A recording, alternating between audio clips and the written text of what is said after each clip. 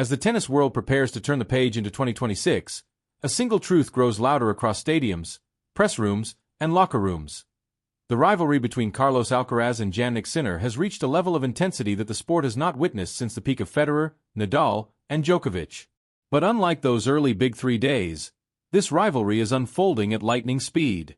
Each season brings dramatic shifts, unexpected reversals, emotional shocks, financial repercussions, and messages that resonate far beyond the court. And everything we saw in 2025 has set up a year that could redefine modern tennis. Carlos Alcaraz enters 2026 with two realities. One is triumphant. World number one, 8 titles in a single season, dominance on clay and hard courts, 2 Grand Slams, and a level of athleticism that feels almost unreal. The other is painful. He lost half of his Masters 1000 participation bonus, one of the biggest financial rewards the ATP offers to its top players. The rule is simple. Miss 1 Masters event, lose 25%. Miss 2, lose 50%. Miss 4 like Sinner, lose everything. For Alcaraz, missing Canada and Shanghai cost him roughly $2.4 million. For Sinner, the cost was total. This is not a footnote in their rivalry. It is part of the psychological battlefield. Because money in tennis is not only about wealth. It is about validation, discipline, scheduling philosophy, and the ability to endure the ATP's relentless calendar. Alcaraz's team believes consistency must be rewarded. Sinner's team argues that longevity is more important than present-year bonuses. Their disagreement is silent, but it shapes everything, from rest weeks to Grand Slam preparation. While Alcaraz ended the season with nearly $4 million from the ATP bonus pool, Sinner earned half of that, despite having similar results throughout the year. Some inside the tour saw it as a warning to the Italian. Others saw it as reinforcement for Alcaraz's mentality: show up everywhere, fight everywhere, compete everywhere. And that mentality is exactly what shaped one of the most emotional moments of the season. Losing the ATP finals in Turin hurt Alcaraz more than he admitted at first. It was not just a defeat. It was Sinner winning the title that Alcaraz still doesn't have. Inside the locker room, witnesses say Alcaraz sat with his head down for nearly 2 minutes before breathing out a sentence that defined everything. Next year, I cannot fail. Minutes later, when he stepped onto the court for the trophy ceremony, he transformed that frustration into a public declaration of war. I hope you're ready next year, because I will be too. That was not a PR phrase. That was not a courtesy message. That was a line drawn in the sand. And Sinner understood it. Because the rivalry is no longer only about wins and losses. It is about which philosophy will dominate the future of tennis. The constant battle approach of Alcaraz or the strategic selection approach of Sinner. And that is why the first chapter of the 2026 season will be so critical. The Australian Open. For Alcaraz, it is the missing jewel. The final piece he needs to complete the career Grand Slam. If he wins it in 2026, he becomes the youngest man in history to complete the achievement. Younger than Agassi, younger than Federer, younger than Nadal, younger than Djokovic. For Sinner, the tournament represents the territory he has conquered twice and intends to defend. The surface where his clean timing and aggressive baseline control shine at their maximum expression. Whatever happens in Melbourne will dictate everything that follows. The 2025 season ended with a suspicious symmetry between them. Near-identical tournament counts, near-identical injuries, near-identical moments of dominance, and a ranking difference of just 550 points. Even the Baker of the Year statistic, bagels and breadsticks, became a headline. Alcaraz ended with 35 freshly baked sets, Sinner with 34. When rivalries become so equal that even the 6-0s and 6-1s are weaponized, you know the sport is living something historic. And the legends have noticed. Nadal himself, now retired, has repeatedly said that the Alcaraz-Sinner dynamic is the new foundation of world tennis. Djokovic predicted long ago that the sport will be there sooner than people think. And now, in 2026, that prediction has fully materialized. The throne has been handed. The era has begun. The truth is that neither Carlos Alcaraz nor Jannik Sinner arrived at this point by accident. Their rise has been shaped not only by talent and discipline, but by the environments and philosophies that define them. And nothing illustrates this better than the advice Alcaraz received from Rafael Nadal. Advice that quietly changed the entire trajectory of his mentality. Nadal's message was simple, yet profound: do not see tennis as an obligation. Effort is necessary, but sacrifice is when you do something you don't enjoy. For years, Nadal lived under one of the most demanding regimes in all of sports, yet he always claimed he never felt he was giving up anything, because the love of competition fueled him. When Alcaraz heard those words, something clicked. He realized he had to separate ambition from pressure, goals from fear, obligation from passion. And that mindset shift is exactly what protected him during the most stressful moments of 2025. Carlos has always played with joy, with an expressive freedom that feels almost childlike. But as he collected titles, as he climbed the rankings, as he became the face of tennis, that joy started to mix with responsibility. Nadal's advice reminded him that longevity requires emotional balance. And the ATP Finals defeat in Turin proved how critical that balance will be moving forward. Sinner understood something similar but in his own way.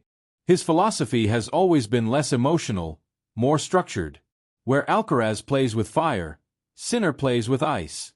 Where Alcaraz reacts instinctively, Sinner reacts logically. That difference is why their rivalry feels so cinematic. Two young stars, the same age, chasing the same trophies, but with opposite personalities guiding their paths. But beneath those differences lies a shared truth. Both are trying to evolve into complete players. And in 2025, Sinner took a huge step by confronting the weakest part of his career, closing tight matches. He admitted recently that losing multiple third sets 7-6 against top players forced him to rethink everything. Those losses burned. Those failures shaped him. They taught him that defense was no longer enough. He had to take control. He had to attack. He had to impose himself. That realization transformed his serve, his forehand aggression, and his willingness to step inside the court. Alcaraz lived a parallel transformation. Despite his success, he also faced moments of doubt. His semifinal against DRAPER, his struggles in humid conditions, his battles on indoor hard courts, all those experiences pushed him to think differently about preparation, recovery, and scheduling. And this is where the economic punishment from the ATP becomes more symbolic than financial. Missing half the Masters bonus hurt him, yes, but it also forced his team to reconsider how they manage his energy across the season. Because unlike Sinner, Alcaraz cannot simply skip tournaments without consequences. His body thrives on rhythm. His confidence thrives on continuity. His tennis thrives on being challenged every week. And that is exactly why 2026 is so unpredictable.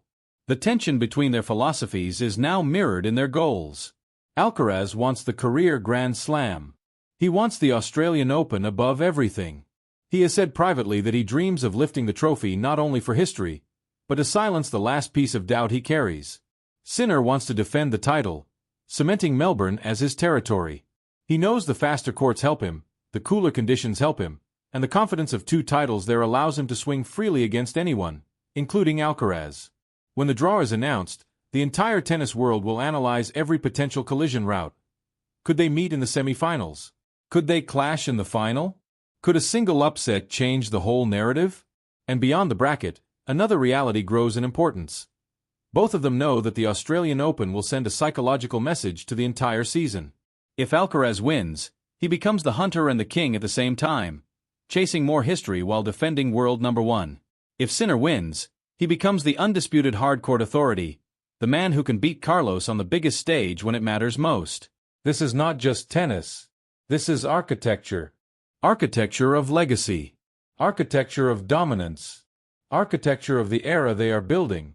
And behind that architecture stands Rafael Nadal, observing the new generation with admiration, honesty, and a quiet belief that the sport he once ruled is now in the right hands.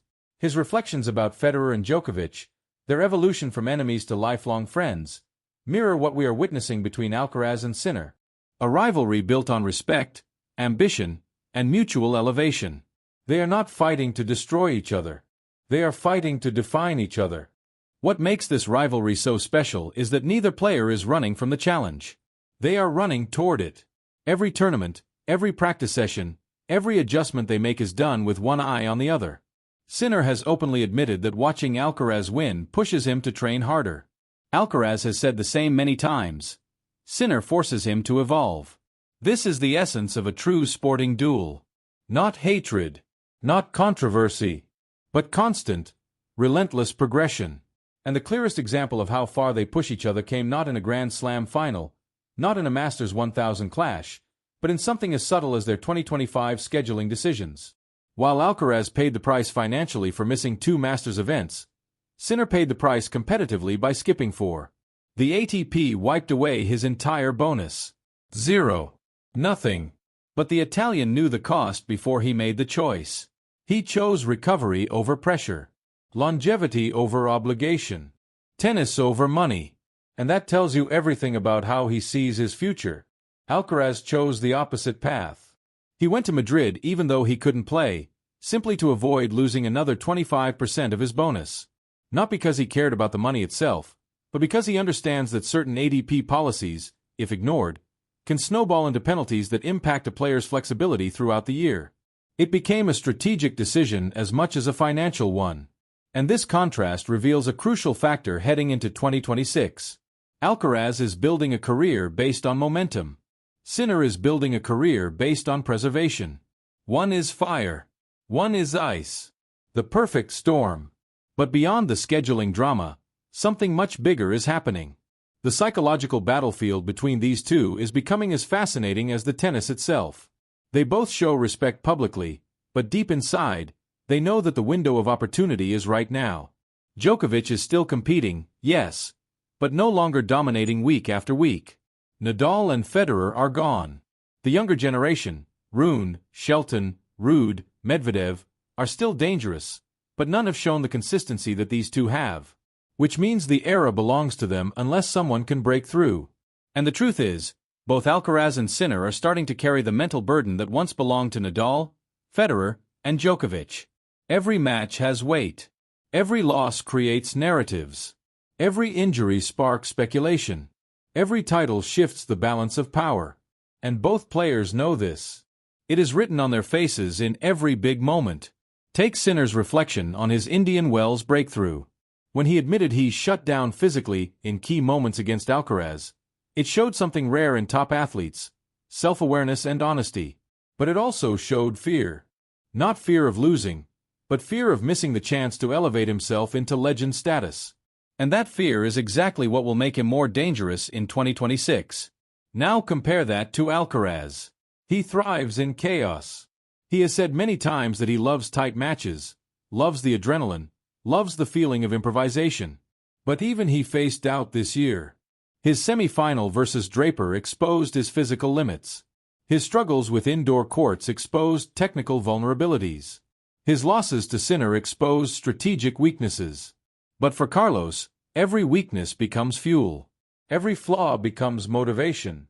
Every loss becomes a chapter in the story he believes he is destined to write.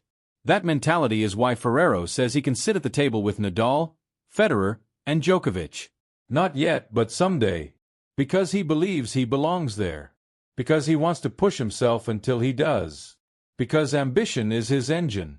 But Ferrero also admitted something else. Something the entire tennis world should remember heading into 2026. Hard work is non-negotiable. Discipline is mandatory. Focus is essential. Natural talent will not be enough. Not even for Carlos. The ATP calendar is brutal. The travel is unforgiving. The physical wear is enormous.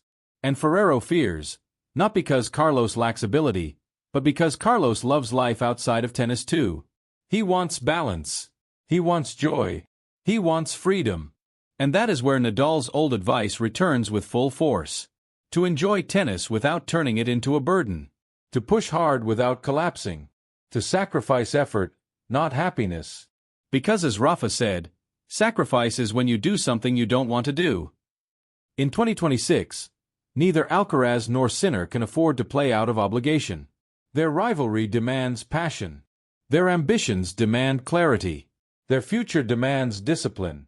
And if either of them loses that emotional anchor, the other will take control instantly. This is not just competition. It is survival at the highest level of sport. And now, as both prepare for the new season, the pressure is shifting from the results themselves to the meaning behind those results. The question is not who will win.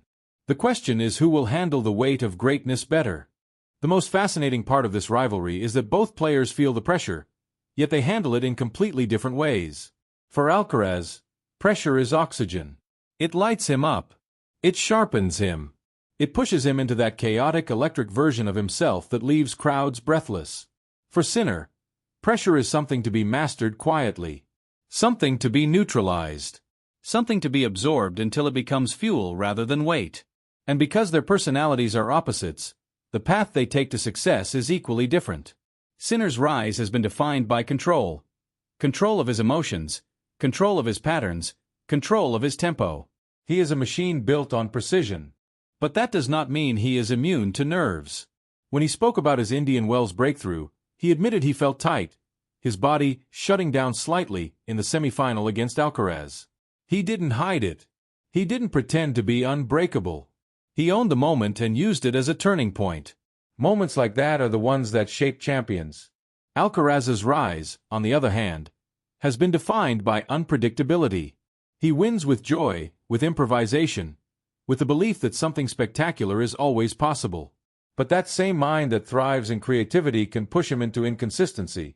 His indoor struggles, his injuries, and his demanding calendar all expose the double-edged nature of playing at full throttle all season long. Yet Carlos always returns with the same message: I want to enjoy. I want to get better. That is what keeps him grounded. And that brings the conversation back to the person who understands this better than anyone: Rafael Nadal. His advice to Alcaraz, to avoid seeing tennis as an obligation, was not a simple message. It was a warning. A warning based on a 20-year career of battling injuries, expectations, and the constant weight of being a national hero. Nadal knows that the mental side of tennis is the true battleground. He knows that burnout is real. He knows what it takes to survive beyond talent. And he sees in Alcaraz not only a potential legend, but also a young man who must learn balance before the pressure consumes him. This is why Ferrero worries. Not because Alcaraz lacks discipline, but because the world wants so much from him. Because the calendar forces too much from him. Because greatness asks everything from him. Ferrero wants him to reach the big three table, but not at the cost of breaking himself along the way. And if 2026 unfolds at the intensity everyone expects, that concern will be tested every month. But Sinner faces his own test. He is already criticized for skipping events. Already questioned for prioritizing longevity over national duty. Already portrayed as too careful by some voices in Italy. Yet those same decisions might be the reason he plays at the highest level until his mid-30s. In an era where careers stretch longer than ever, Sinner may be building something more sustainable than Alcaraz. And that adds another layer to the rivalry. Time. Whose career will last longer? Whose body will hold? Whose approach will prove right? This is what makes 2026 so dramatic. It is not simply another season. It is the first year in which both players enter fully aware of the power they hold. Djokovic is no longer the unbeatable force. Nadal and Federer are gone. The generation beneath them lacks consistency. Everything now revolves around two names, two styles, two philosophies. And the Australian Open is the first battlefield. If Alcaraz wins it, he completes the career Grand Slam. He makes history. He becomes the youngest to ever do it. He sends a message that the rivalry is entering his era. If Sinner defends it, he becomes a back-to-back champion. He restores the balance. He reinforces that discipline, structure, and selective scheduling are the future of tennis. Whoever wins in Melbourne will shape the entire narrative of 2026. Because this rivalry is no longer just about tennis. It is about legacy. It is about identity. It is about how far greatness can be pushed before something breaks. Even legends like Nadal, Federer, and Djokovic have admitted that this new era is something special. Two players under 25 carrying the whole sport, already producing finals, already rewriting expectations, already creating a rivalry without toxicity, without scandal, without disrespect. Tennis has never had a rivalry this pure, this balanced, and this inevitable. As the new season begins, the entire tennis world waits for the first spark, the first collision, the first statement. Because whether it ends with a Grand Slam switch, a year-end #1 battle, or another unforgettable final, one truth will remain. The era of Alcaraz versus Sinner has only just begun.